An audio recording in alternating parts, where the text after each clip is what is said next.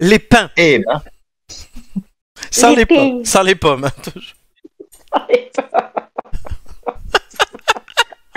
Mais tu sais que j'ai un autre générique de près, j'attends juste que tu fasses une recette avec des pommes pour changer le générique en fait depuis. Ça fait au Oh, moins 3 putain, mois, c'est ça pas- fait au moins 3 mois. C'est que c'est pas demain la veille, j'aime pas les pommes. Oui, mais bon, t'aimes pas le tiramisu et t'en fais. Et tu ne donneras pas la Oui, mais recette. alors, non, mais là quand même, non, mais faut pas déconner, c'est-à-dire qu'en fait, même si je faisais une recette avec des pommes, de toute façon, personne aime les pommes. Si, moi. Alors voilà. Romain, Oui, t'aimes eh les ben, pommes? Je te trouverai une Oui, recette. oui, mais c'est-à-dire que en fait, si vraiment tu veux en être débarrassé, tu prends une pomme, tu la fous au four, tu fais une recette Non, pendant mais une le- semaine, la pomme au four, c'est que le et pire, voilà, hein. et après Non, mais terminé. attends. Le pire. Le pire, c'est que j'avais parlé plusieurs fois des compotes un peu bizarres que j'avais faites. Genre, j'avais fait pomme grenade, c'était super bon. Oui. Et j'avais fait des Mais pommes c'est pas passion bizarre, c'est trop kiwi. bon ça. Mais elle a pas Ah pris non, les c'était photos. trop bon. Non, mais c'était trop bon. Mais j'ai pas pris les photos comme une conne. Et j'avais fait pomme passion kiwi, ça c'était au top Ah aussi, ouais, tu c'était un truc m'étonnes. de ouf. Et j'ai pas pris les photos à chaque fois. Bon alors, les ingrédients pour le pain sans pommes. Dans le pain sans pomme, il faut pas grand chose. Hein. Alors là, pour le coup, c'est une recette de pain, enfin de baguette aux céréales. Mais là, de base, la recette, elle est faite à base de farine T55 classique, la blanche, quoi, qu'on achète au supermarché. Mhm. Alors, il faut donc normalement 350 grammes de farine classique, mais moi j'ai partagé en deux. J'ai fait 200 grammes de farine aux céréales, donc une farine semi-complète, et 150 grammes de farine classique, 5 à 6 grammes de sel, 25 centilitres d'eau tiède et un sachet de levure du boulanger. Juste, t'as dit quoi pour le nom de la farine? T55. T55. T55, c'est pas le mec qui a tué Sarah Connor, ça? Non, non, non. Voilà. et qu'est-ce qui c'est s'est bon, passé tu peux à continuer. l'été? Et qu'est-ce qui s'est passé à l'été 55? Elle était 55, voilà, allez. L'abbé Pierre. Allez, C'était 55 l'abbé Pierre. Ah non, c'est 54. Oh là là. Bon. Allez, Amélie. vite, vite. Et les premières étapes. Alors, première étape, on verse la levure dans l'eau tiède, on mélange bien pour qu'elle se délaye et on laisse reposer cette eau avec cette levure pendant 10 minutes. En fait, 10 c'est le temps minutes. juste d'activer la pousse de La de levure. la levure. Ensuite, dans un saladier, on mélange les deux farines et le sel. Hmm. Une fois que la levure a commencé un petit peu à s'activer, donc après 10 minutes, on verse l'eau dans le saladier, on mélange avec une fourchette Mhm. jusqu'à ce que ça fasse une boule. La boule. Non. Vous tenez une magnifique représentation d'un estomac contaminé par la salmonellose. Oh non, Merci. Romain, non, non, c'est le bon pain d'Amélie. Et du coup, Mais ça doit être délicieux, par contre. Il faut pas trop mélanger en fait. Il faut vraiment D'accord. mélanger grossièrement jusqu'à ce que toute la farine soit incorporée et qu'on ait une espèce de boule. Faut pas qu'elle Mais soit il faut pas lisse. Non, il faut pas trop pétrir parce qu'en fait, en poussant, ça va faire des bulles d'air à l'intérieur et c'est ces bulles d'air qui vont faire la mie après. D'accord. Donc si on la travaille trop, en fait, on aura une mie compacte alors que si on la travaille pas beaucoup, on aura une mie vraiment très aérée. Très aérée qui croustille à l'extérieur et qui est toute moelleuse à l'intérieur. C'est ça, Ensuite. avec plein de. Arrêtez, vous de me donnez trous, la faim, là. Il va commander un KFC. Alors ensuite, il faut faire pousser la pâte pendant 1 heure et demie donc dans un four éteint avec une casserole d'eau qui a bouilli préalablement. Donc en fait, l'eau en refroidissant va faire de la vapeur dans le four Mhm. et va permettre à la levure de s'activer complètement et donc de faire lever la pâte. Et, ça, et en même temps, il faut que la voiture elle aille à 88 miles à l'heure. Au bout d'1 heure et demie, la pâte a doublé de volume normalement. Donc, si elle n'a pas doublé de volume comme ce qui m'est arrivé la semaine dernière, c'est qu'il y a un problème. Mhm. Voilà. Après Et l'étape il faut 8. bien sûr les ustensiles nécessaires. Donc il faut un scalpel pour pouvoir faire des marques dans le Mm. pain. Il faut un coup. Moi une plaque pour couper, mais on peut prendre un couteau, hein, ça marche très bien. Et j'ai la plaque ondulée pour faire les baguettes. Ah, ça c'est bien. On me l'a fait. On me l'a Il fait suffit cadeau de pour mon s'insérer. anniversaire. Waouh. Ah oui. C'est ma suffit de meilleure amie s'insérer. qui m'a fait cadeau pour mon anniversaire la plaque avec tous les ustensiles. Et après. Finalement, il suffit d'être un tueur en série pour réussir. Ah oui, il y avait un scalpel et. Ouais. Ah oui, appelons. Ils utilisent vraiment des scalpels pour ça. S'il n'y avait pas un scalpel, marqué. oui. S'il n'y avait pas marqué les recettes de Maman Amélie, on se croirait chez Dexter, quoi. Mais. Regarde, c'est un scalpel.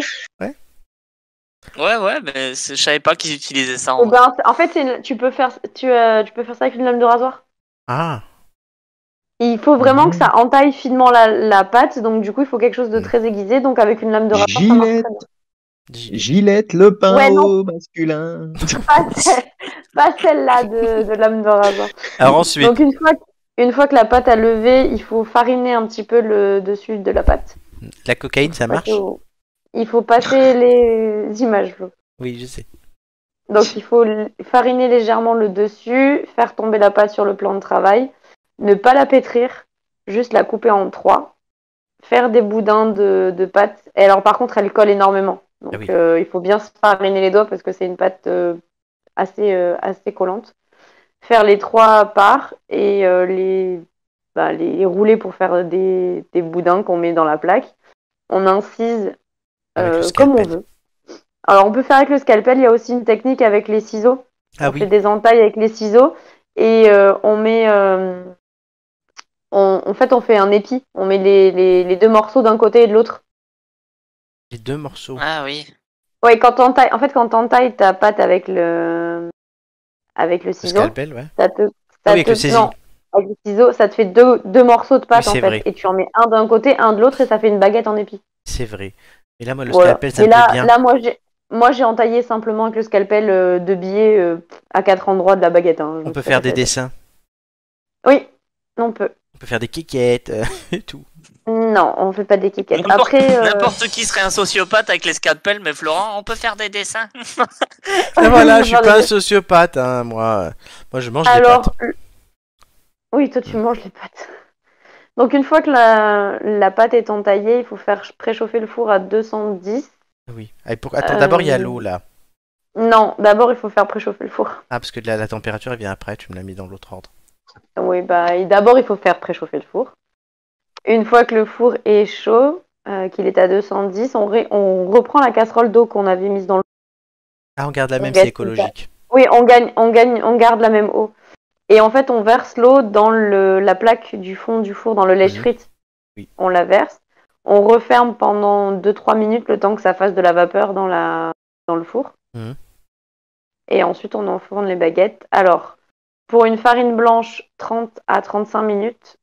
Pour la farine semi-complète, il faut aller jusqu'à 45 voire 50 minutes. Ah oui, quand même. Oui, ça pousse pas de la même manière, ça cuit pas de la même manière. Après, normalement, quand les baguettes sont dorées, c'est que c'est cuit. Hein, donc, il y a même pas besoin. Maintenant, je regarde même plus le temps. Quand je les fais, je les mets au four, j'attends qu'elles soient bien gratinées, bien dorées. Une fois qu'elles sont dorées, je les enlève. Tu le fais souvent? Toutes les semaines. Les semaines. Du coup, tu fais des sandwichs et tout? Bah ouais, petit déjeuner le matin. Parce que là, ça donne ça fait envie, hein. Messieurs. Ah bah carrément. Voilà. Ah oui. Ça fait beaucoup plus envie que les baguettes pré-cuites que tu fous dans le four et qui mettent 5 minutes à cuire. Ah non, mais ça c'est infâme. Les trucs que t'achètes en plus c'est dans du plastique, c'est dégueulasse. Et tu mets ça, franchement, c'est abominable. J'ai un souci simple, c'est que le dessous de la baguette est pas très croustillant parce que j'ai mis une feuille de papier sulfurisé sur la plaque. Parce que j'ai peur, comme la pâte est très collante, j'ai peur que si je la pose directement sur la plaque, elle passe à travers les petits trous de la plaque où elle colle. Ah oui. Et du coup, pour le moment, je fais avec le papier, mais ce qui fait que du coup, c'est très croustillant dessus, mais le dessous est moins croustillant. Après, c'est pas très gênant. Et si tu l'enlèves à mi-cuisson? J'ai pas testé. Parce qu'il faut pas ouvrir le four normalement pour éviter que la vapeur s'en aille. Et comment il fait le boulanger, lui? Il a pas le four qui ferme? Non, mais ils ont des espèces de tamis en dessous. Ils ont des fours spéciaux. Ah oui, d'accord. Et c'est surtout que les baguettes, elles sont posées pas dans du papier, mais dans du tissu. Oui, c'est ça. Oui, c'est vrai. Donc soit il faudrait que je la pose directement à même la plaque, mais j'ai peur que ça colle. Soit il faudrait que j'investisse justement dans un truc spécial pour mettre sur la plaque. Alors d'ailleurs, par contre, farine, C'est pas encore. à Paris, dans le 14e arrondissement, ils ouvrent une agroforêt, enfin ils plantent une agroforêt pour avoir des châtaigniers, notamment des noisetiers, pour faire la farine. Oh, c'est trop bien Voilà, ça. la farine de Paris, je vous dirai quand tu en auras, je t'en enverrai. On va faire Ah, des baguettes. grave, je veux bien. Bah, en tout cas, pour le coup, j'ai testé plusieurs recettes. Donc, soit farine blanche classique, ça fait une baguette tradition du boulanger. Ça fait vraiment baguette tradition, donc c'est plutôt cool. J'ai fait cette recette-là que je vous ai présentée où c'est une farine semi-complète. Donc, le pain est un peu plus consistant. Et il y a des graines de tournesol, Ouais. de sésame et tout à l'intérieur. Et ce week-end, j'en ai fait une autre où j'ai mis encore moins de farine semi-complète. Ouais. J'ai fait inversé en fait. J'ai fait 150-200, mais j'ai fait 150 de farine semi-complète et 200 de farine Normal. blanche. Et du coup, c'était un peu moins dense et moi, je préfère. D'accord. Parce que sinon, ça fait vraiment... Bon, après, le pain complet, c'est dense hein, quand on mange. Et j'apprécie moins ça. Alors moi j'ai un défi pour toi. Je veux que tu nous fasses un pain en bagnat. Ouais, c'est pas la même recette de pain. Bah ouais, mais que tu essayes aussi, tu vas pêcher Il ton faut thon et tout. Il est con. Directement à la source. Je vais pêcher mon thon au supermarché.